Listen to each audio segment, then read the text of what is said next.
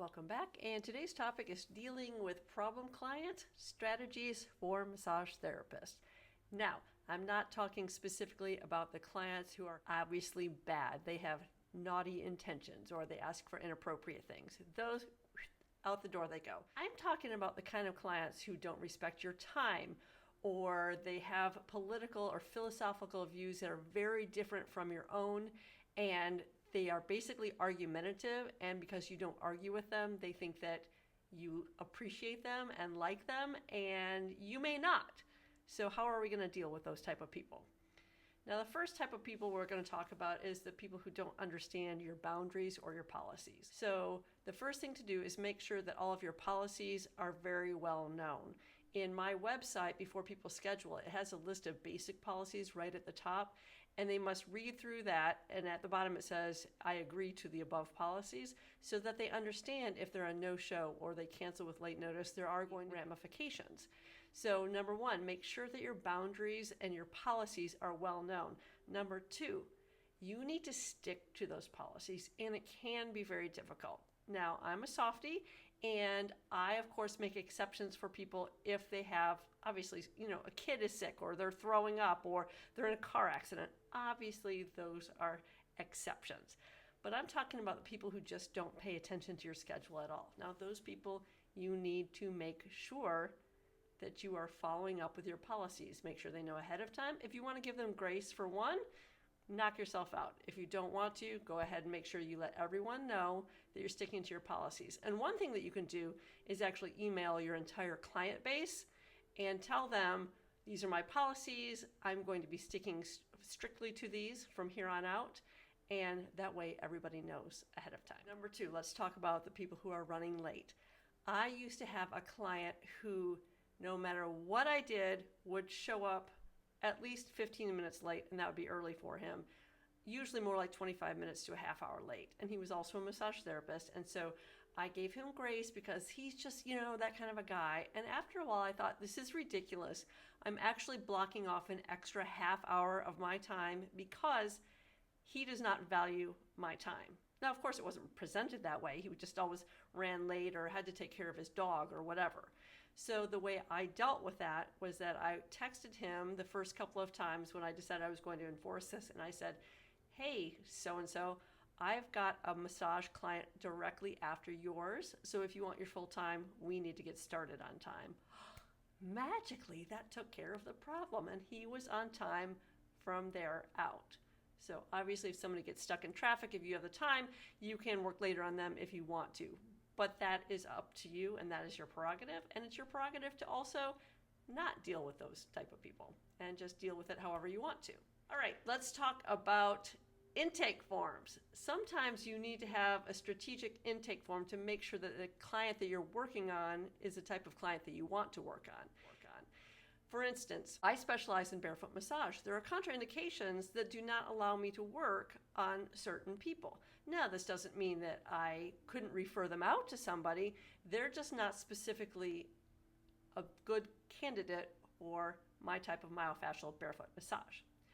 If you know these ahead of time, you can let your client know. So those people are problematic, not so much as that their personality is a problem, but that physically, maybe for whatever reason, their health issues would indicate that you would not be the right massage therapist for them. So you could refer them out. Another type of person that you might want to refer out is going to be the person that is argumentative with you, or not necessarily that they're nasty, but you know the kind I'm talking about, the kind that lie on your table and they just blah, blah, blah, blah, blah about completely the opposite of what you think morally, ethically, philosophically, politically, whatever. They just talk and talk and talk. Those people, you might be better off just to refer out to another massage therapist who is more like them, or maybe is more appreciative of the time that they can spend and the money they can make from that person. But you need to guard your heart when it comes to these clients, because otherwise it's probably going to become problematic for you in the long run. Let's talk about scope of practice. There are going to be clients who ask you to do things that you are not allowed to do. Now, here's a fun fact. My license in Ohio, they don't say this anymore, but my license actually says that I'm not allowed to perform surgery or treat venereal diseases. I know. It actually does say that. Obviously, I'm not going to perform surgery or treat venereal diseases. I'm licensed by the medical board, and I think that's why those were on there. But there are going to be clients who will ask you to do things that are not appropriate. Like, for instance, I've asked a client to just stand on my sacrum, even though she weighed about 105 pounds and she had osteoporosis. Clearly, that's not a good idea. Clearly, you should not be intentionally adjusting your clients. You should not be working outside of your scope of practice, and you know what that is. So let's not work on clients who push your boundaries as far as wanting to work outside of your scope of practice. Sometimes a mismatch can happen between a client and a therapist despite your best efforts. So maybe you would want to recommend another therapist for them. Maybe you just don't gel whatsoever. I've noticed that I have some clients that I actually really like, but the clients who have had executive jobs at Kroger or Procter & Gamble, which are here locally in Cincinnati, these clients, once they retire, they just sit around and have nothing better to do. And so they think that I have nothing better to do. Well, those people want to chat. Maybe they're lonely, and maybe you want to chat with those people, but your schedule doesn't allow for it. So maybe those clients would be best referred to elsewhere, or you need to tell them ahead of time, hey, Sally, it's going to be really important for us to start on time today because I do have a client after you. I had a student one time who asked me how I dealt with princesses. I said, I don't deal with princesses, I don't have them. But I have had some clients who definitely have pushed my boundaries.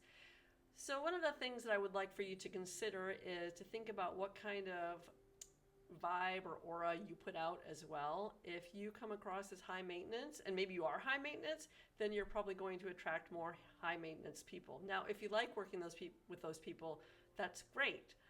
I don't like working with those people. I like the people who come in, chat for a few minutes, get a massage, leave. That makes me happy.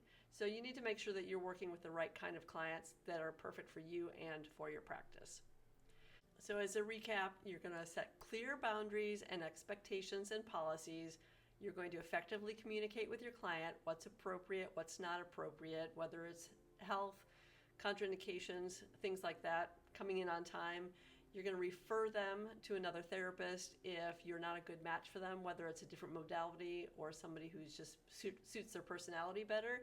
And definitely as an add-on, make sure that you take care of yourself and even consider seeing a therapist to deal with some issues that you might have, because you might have some clients that remind you of somebody who's not good in your life. And those are professional boundaries that obviously you need to pay attention to as well. They're not necessarily a problem, but they may be a problem for you because you've got some issues going on in your life.